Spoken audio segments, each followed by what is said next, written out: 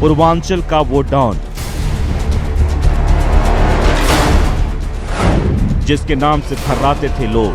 System था मौन।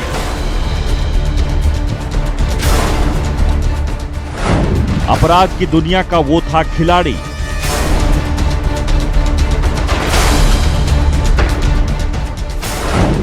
जुर्म का दूसरा नाम था मुख्तार अंसारी।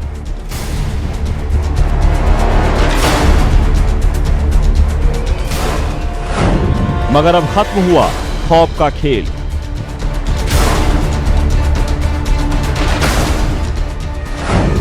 पंजाब से माफिया आएगा यूपी की जेल।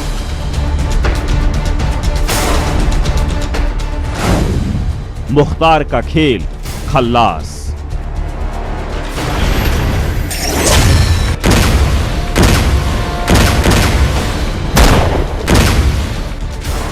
आपका स्वागत है। आप देख रहे हैं न्यूज़ वन इंडिया की खास पेशकश इन्वेस्टिगेशन की इस कड़ी में आज बात उस बाहुबली की जिस पर एक नहीं, दो नहीं, बल्कि 4 राज्यों में मुकदमे दर्ज हैं। आज बात उस डॉन की होगी जिसने दिन दहाड़े न जाने कितने लोगों को गोलियों से भूनकर मौत के घाट उतार डाला। आज बात पूर्वांचल के उस गैंगस्टर की होगी जो खौफ और दहशत का माफिया था मगर खुद को रॉबिन हुड कहलाना पसंद करता था। हम बात कर रहे हैं देश के सबसे बड़े माफियाओं में से एक मुख्तार अंसारी की। पूर्वांचल में कभी इस नाम की तूती बोलती थी। युवा इलाके में दहशत फैलाने के लिए उसके गैंग में शामिल होने का सपना देखते थे। बच्चा बच्चा मुख्तार के खौफ से वाकिफ था।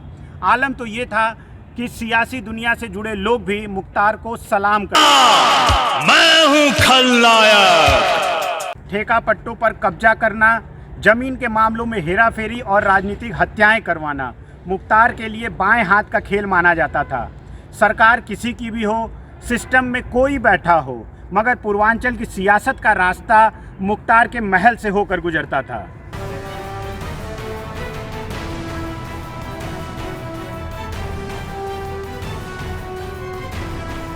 मुख्तार अंसारी जयराम की दुनिया का वो बादशाह जो कभी छोटे से बाहुबली मकनू सिंह का प्यादा फड़ था। उसके एक इशारे पर किसी की भी जिंदगी को मौत के मुहाने तक पहुंचा देने वाला मुख्तार आज खुद मौत के डर से फड़फड़ा रहा है। बंदूक की धाक पर व्यापारियों और ठेकेदारों की मौत मुकर्रर करने वाला मुख्तार आज खुद दहशत की जंजीरों में जकड़ा हुआ है। भले ही मुख्तार को आज मौत का डर सता रहा हो, मगर एक दौर था जब मुख्तार के किले से जुर्म का दरवाजा खुलता था। मुख्तार के एक आदेश पर उसके गुर्गे मरने मारने को तैयार रहते थे।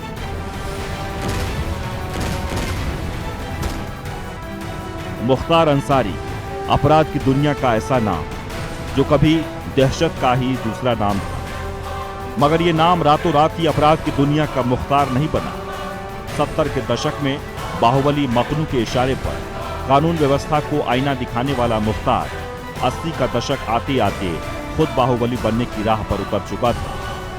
मगर ये राह उसके लिए इतनी आसान नहीं थी जितना उसने सोचा था। मुख्तार अंसारी की तरह ब्रजेश सिंह भी पूर्वांचल पर राज करने का मन बना चुका था। मऊ, गाजीपुर, वाराणसी, बलिया समेत पूर्वांचल के कई हिस्सों पर ब्रजेश सिंह अपना सिक्का चलाना चाहता था, मगर ये बात मुख्तार को खटक रही थी और इसी खटास ने पूर्वांचल में गैंगवार को जन्म दिया।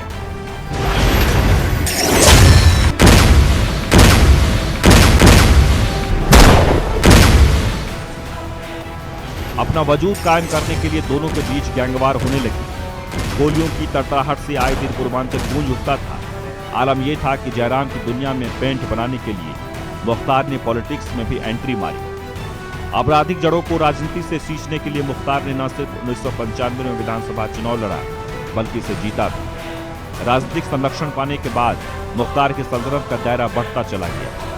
विधायक बनने के बाद जयराम की दुनिया में मुख्तार का कद इतने तेजी से बढ़ा, उसकी कहानियां दूसरे राज्यों में भी फैलने लगी। सरकारी ठेके पट्टों पर नजर, जमीनों पर अवैध कब्जा, व्यापारी ठेकेदारों से वसूली का धंधा मुख्तार को खूब भा रहा था। मऊ, गाजीपुर में अपराध की कहानी मुख्तार के इशारे पर ही रची जाने लगी। मगर वक्त तब बदला ब्रजेश सिंह को बीजेपी विधायक कृष्णानंद राय का राजनीतिक संरक्षण प्राप्त हुआ। दोनों की दोस्ती मुख्तार की सल्तनत में दरारें पैदा कर रही थी, लिहाजा दरकते किले को बचाने के लिए मुख्तार अंसारी ने उस अपराध को अंजाम दिया। जिसके बाद वो अपराध का मुख्तार बन गया। राय जो थे उनका मर्डर हो चुका है। मुख्तार ने यह भी बताया कि एक तरफा गोली चल रही है और अभय सिंह ये इशारा समझ गया और उसने फ़ोन रख दिया। ये एक बहुत बड़ा प्रमाण था कि मुख्तार अंसारी सीधे इस हत्याकांड से जुड़ा हुआ था, क्योंकि जब ये घटना हो रही थी या हुई थी उसी समय का ये ऑडियो था और ये दोनों किरदार जो बात कर रहे हैं आपस में, मुख्तार अंसारी और अभय सिंह, ये दोनों जेल में थे और इनके फ़ोन्स की लोकेशन भी जेल से करस्पॉन्ड कर रही थी। इससे ये स्पष्ट था कि ये किसी अन्य फ़ोन से हत्यारों से संपर्क में थे और इनको लगातार सूचना मिल रही थी। श्री कृष्णानंद राय चुटिया रखते थे, उन्होंने अपनी शिखा रखते थे और ये जानकारी हुई कुछ सोर्सेज से कि मुख्तार अंसारी ने ये कसम खाया था कि मार करके इनकी शिखा को काट लेंगे और इस शिखा को काट के एज अ गिफ्ट इसके जो मुख्य प्लानर्स थे, मुन्ना बजरंगी और राकेश पांडे, इन लोगों ने इस शिखा को काट करके मुख्तार अंसारी को एज अ गिफ्ट दिया था, ऐसी जानकारी हुई थी। नवंबर 2005 में बीजेपी विधायक कृष्णानंद राय पर 400 गोलियां बरसाकर उन्हें मौत के घाट उतार दिया गया। शहर के बीचों बीच दिन दहाड़े हुए इस हत्याकांड से पूरा देश सहम गया था। बीजेपी विधायक की हत्या से सियासी गलियारों में भूचाल उठने लगा, क्योंकि विधायक की हत्या की जड़ें मुख्तार से जुड़ी थीं। हालांकि मामला कोर्ट पहुंचा तो करीब 15 साल बाद सबूतों के अभाव के चलते मुख्तार को बरी कर दिया गया। मगर मुख्तार की मुश्किलें यहीं खत्म नहीं हुई। 2017 में सरकार बदली तो मुख्तार की क्राइम कुंडली के ग्रह नक्षत्र भी बदलने लगे। दशकों तक पूर्वांचल पर राज करने वाला बाहुबली कैसे पिछले 4 साल से व्हील चेयर पर आ गया, आपको आगे बताएंगे, हमारे साथ बने रहिए। अंसारी को हर सरकार में संरक्षण मिलता था, मगर साल 2017 में जब सरकार बदली तो मुख्तार अंसारी के कुंडली के सितारे भी बदल गए। जी हाँ, मुख्यमंत्री योगी आदित्यनाथ के राज में माफिया की नींद उड़ गई। उसके अपराध के पन्ने एक के बाद एक खुलते चले गए। बात यहाँ तक पहुँच गई कि योगी सरकार के डर से मुख्तार अंसारी को पंजाब के रोपड़ जेल में पनाह ले लेना पड़ा, लेकिन उसकी ये साजिश भी धराशायी हो गई। अब जब मुख्तार यूपी की जेल में आएगा तो कौन कौन से मामले उसको फांसी के फंदे तक पहुंचा सकते हैं, देखिए हमारी ये खास रिपोर्ट। माफिया मुख्तार अंसारी की क्राइम कुंडली का एक ही पन्ना उसे उम्र भर सलाखों में कैद रखने के लिए काफी है, मगर हम उसके ऐसे गुनाहों का कच्चा चिट्ठा आपके सामने रखेंगे जिन्हें उसे फांसी तक हो सकती है। गुनाह नंबर 1, मऊ में ट्रिपल मर्डर। साल 2009 में हुई ठेकेदार अजय प्रकाश सिंह की हत्या मुख्तार का सबसे बड़ा गुनाह साबित हुई। माना जा रहा है कि ठेकेदार हत्याकांड मुख्तार का हिसाब किताब करने में सबसे बड़ा रोल निभा सकता है, क्योंकि इस मामले में सजा से बचने के लिए मुख्तार और उसके गुर्गों ने एक नहीं बल्कि 3 लोगों की हत्या को अंजाम दिया था। दरअसल साल 2009 में मुख्तार एंड गैंग ने मऊ के रहने वाले ठेकेदार अजय प्रकाश सिंह को AK-47 से भूनकर मौत के घाट उतार डाला था। इस हत्याकांड का चश्मदीद ठेकेदार का मुनीम राम सिंह मौर्य था। चश्मदीद को जान का खतरा होने के चलते एक गनर भी दिया गया था। ठेकेदार की हत्या का मामला जब कोर्ट पहुंचा और मुख्तार और कंपनी पर आरोप तय किए गए तो साल भर के भीतर ही चश्मदीद और गनर को भी मौत के घाट उतार दिया गया। बाद में मुख्तार अंसारी पर ट्रिपल मर्डर के आरोप में धाराएं बढ़ाई गईं और लंबे वक्त तक मामला कोर्ट में चला।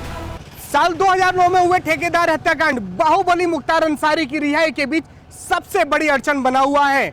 इस मामले में सुनवाई लगभग पूरी की जा चुकी है और ट्रायल भी अपने आखिरी दौर में है। कोर्ट में गवाह और सबूत दोनों पेश किए जा चुके हैं। बताया जाता है कि 2 महीने के भीतर ही इस मामले में बड़ा फैसला आ सकता है। गुनाह नंबर 2, वाराणसी में कांग्रेस नेता के भाई की हत्या। मुख्तार अंसारी के गुनाहों की फहरिस्त में कांग्रेस नेता के भाई की हत्या का मामला भी शामिल है। साल 1991 में वाराणसी के मलदहिया चौराहे पर कांग्रेस नेता अजय राय के भाई अवधेश राय की हत्या कर दी गई थी।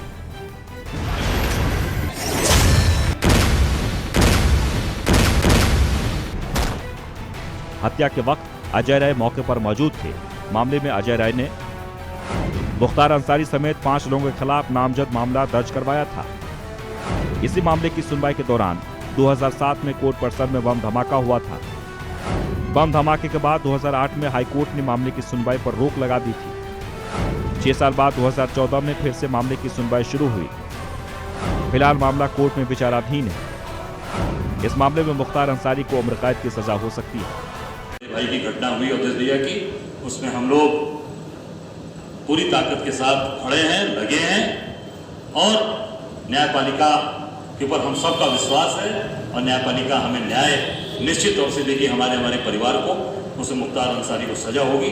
सोचने वाली बात है कि जिस मुख्तार को बचाने में कांग्रेस पूरी जुगत में लगी हुई है, उसी कांग्रेस पार्टी के एक पूर्व विधायक जो मुख्तार अंसारी को जेल भेजने की पूरी कोशिश में लगे हुए हैं। कांग्रेस के पूर्व विधायक अजय राय अपने सगे भाई अवधेश राय की हत्या का केस मुख्तार अंसारी के खिलाफ लड़ रहे हैं और उस मामले की सुनवाई भी बहुत तेजी से चल रही है। गुनाह नंबर 3, आजमगढ़ का हत्याकांड। आजमगढ़ में भी मुख्तार अंसारी के ऊपर एक केस दर्ज है। यहाँ मुख्तार पर थाना तारवा में केस दर्ज किया गया है। खास बात यह है कि यहाँ भी मुख्तार पर हत्या और हत्या की साजिश रचने के आरोप लगे हैं। मुख्तार पर आईपीसी की 320 और 307 में केस दर्ज हुआ है। इन धाराओं में 10 साल की सजा और जुर्माने का प्रावधान है। आजमगढ़ हत्याकांड का मामला भी कोर्ट में विचाराधीन है। इस मामले की सुनवाई भी तेजी से चल रही है। मुख्तार अंसारी पर तीसरा बड़ा केस आजमगढ़ में दर्ज है। आरोप है कि थाना तिरवा में हुई हत्या के तार सीधे सीधे मुख्तार अंसारी से जुड़े हुए हैं और इस मामले की सुनवाई भी बहुत तेजी से चल रही है और वो दिन दूर नहीं जब जज साहब इस केस में भी फैसला सुनाएंगे। गुनाह नंबर 4, फर्जी शस्त्र लाइसेंस का मुकदमा। ये जग जाहिर है कि माफिया मुख्तार को हथियार रखने का शौक है। हथियारों के साथ उसकी तस्वीरें आए दिन सामने आती रहती हैं। मुख्तार के सर पर हथियार रखने का शौक इस कदर सवार है कि वो अपने करीबियों को अवैध तरीके से शस्त्र लाइसेंस दिलवा चुका है। मगर अब ये शौक उसको ताउम्र सलाखों में कैद कर सकता है, क्योंकि फर्जी तरीके से शस्त्र दिलाने का एक मामला मुख्तार पर दर्ज हो चुका है। जनवरी 2020 में मुख्तार समेत 6 लोगों पर मऊ पुलिस ने मामला दर्ज किया था। तत्कालीन थाना अध्यक्ष और लेखपाल के खिलाफ भी केस दर्ज किया गया है। आरोप है कि 2001 में विधायक रहते हुए मुख्तार ने डीएम से 4 लोगों को शस्त्र लाइसेंस दिलाने की सिफारिश की थी। लाइसेंस के लिए दिए गए पते और हस्ताक्षर फर्जी थे। थाना अध्यक्ष और लेखपाल की रिपोर्ट पर चारों शस्त्र लाइसेंस जारी कर दिए गए थे। योगी सरकार के आने के बाद जब शस्त्र लाइसेंस का सत्यापन हुआ तो पाया कि इसमें सभी लाइसेंस गलत तरीके से जारी किए गए थे। जांच में यह भी पाया गया कि इन लाइसेंसों की सिफारिश विधायक मुख्तार अंसारी ने की थी। लिहाजा फर्जी तरीके से शस्त्र लाइसेंस दिलवाने के सहयोग में मुख्तार अंसारी पर भी मामला दर्ज किया गया है। फर्जी तरीके से शस्त्र लाइसेंस हासिल करने के आरोप में मुख्तार एंड गैंग पर आईपीसी की धारा 467, 468 और 471 में केस दर्ज किया गया है। आयुध अधिनियम की धारा 30 पर मुख्तार अंसारी पर लगाई गई है। इस धारा में 6 महीने की सजा का प्रावधान है। मुख्तार अंसारी पर फर्जी लाइसेंस शस्त्र हासिल करने का केस दर्ज है। ये केस गाजीपुर के मोहम्मदाबाद थाने में दर्ज हुआ था। हालांकि इस थाने में मुख्तार अंसारी पर 2 और केस दर्ज हुए थे। पहला धोखाधड़ी और फर्जीवाड़े का, तो दूसरा आर्म्स एक्ट से जुड़ा हुआ है।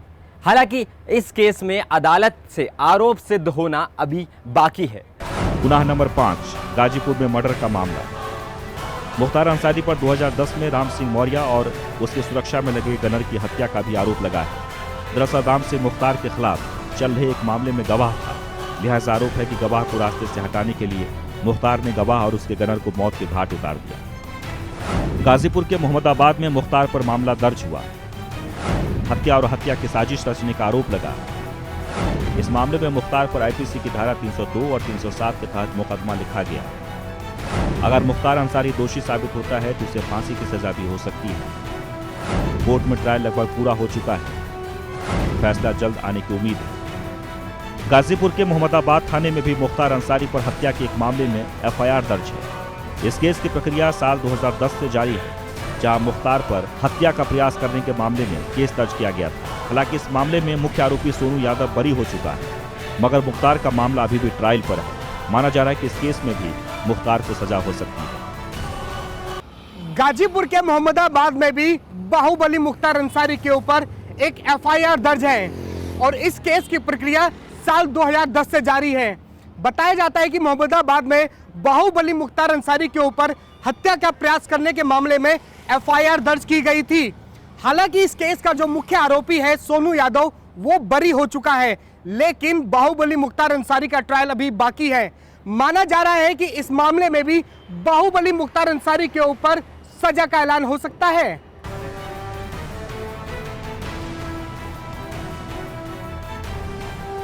बाहुबली को वापस लाने के लिए यूपी सरकार ने सारी तैयारियां पूरी कर ली हैं। बाहुबली को किस रूट से लाया जाएगा, कौन सी जेल में उसे शिफ्ट किया जाएगा, सब पर रणनीति बना ली गई है। बस यूपी पुलिस को इंतजार है तो उस दिन का जब मुख्तार उसकी गिरफ्त में होगा।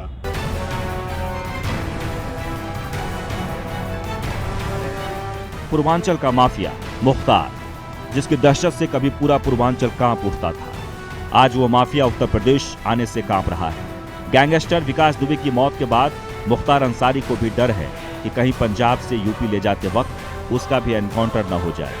मगर इन सब के बीच एक बात तो तय है कि जल्द माफिया यूपी पुलिस के शिकंजे में होगा। कितने पुलिसकर्मियों के साथ माफिया उत्तर प्रदेश लाया जाएगा, किस दिन माफिया उत्तर प्रदेश में दाखिल होगा, कौन सी जेल में उसे रखा जाएगा, ये सब तय हो चुका है। मुख्तार अंसारी को उत्तर प्रदेश कैसे लाया जाएगा, किस राज्य की पुलिस उसके साथ होगी, ये हम आपको आगे बताएंगे। लेकिन उससे पहले आपको बताते हैं कि आखिर कैसे एक बाहुबल दो सरकारों के लिए नाक का सवाल बन गया था। कि कांग्रेस का शीर्ष नेतृत्व मुख्तार को बचाने में लगा हुआ है और मुझे लगता है तमाम और पार्टियां भी मुख्तार की समर्थक है, जिनके समय में उनका ये कारोबार काला फूला फला और उनको जो इतनी अकूत धन संपत्ति जोड़ी, उसके पीछे 15 साल की सरकारें भी हैं।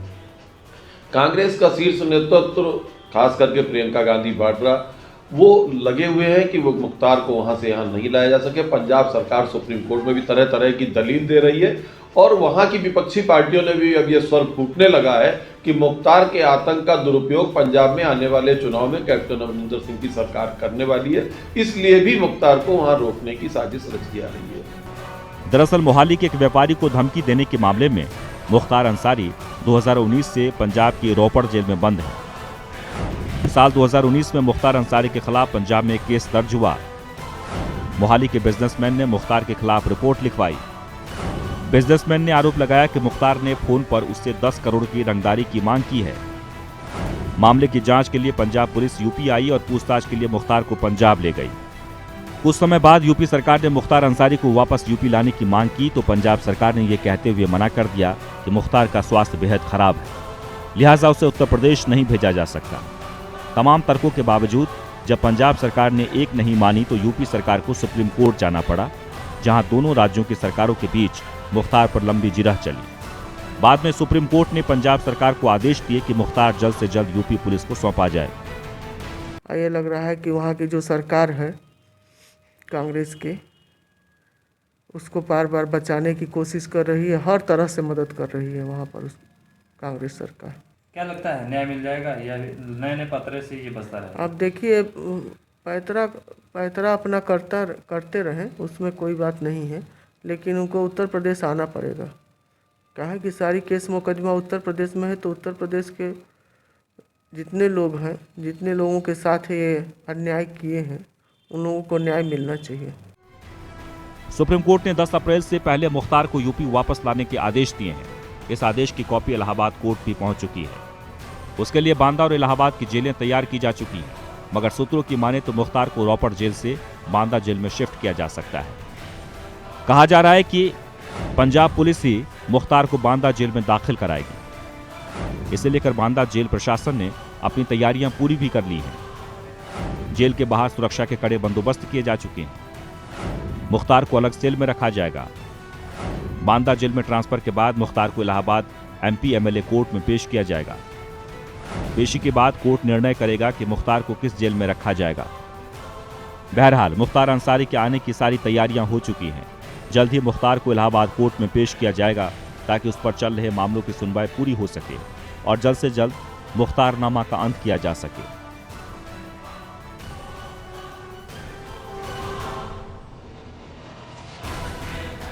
था पूर्वांचल के सबसे बड़े माफिया का मुख्तारनामा। फिलहाल इस खास पेशकश में इतना ही। बाकी खबरों के लिए देखते रहिए न्यूज़ 1 इंडिया। जय हिंद।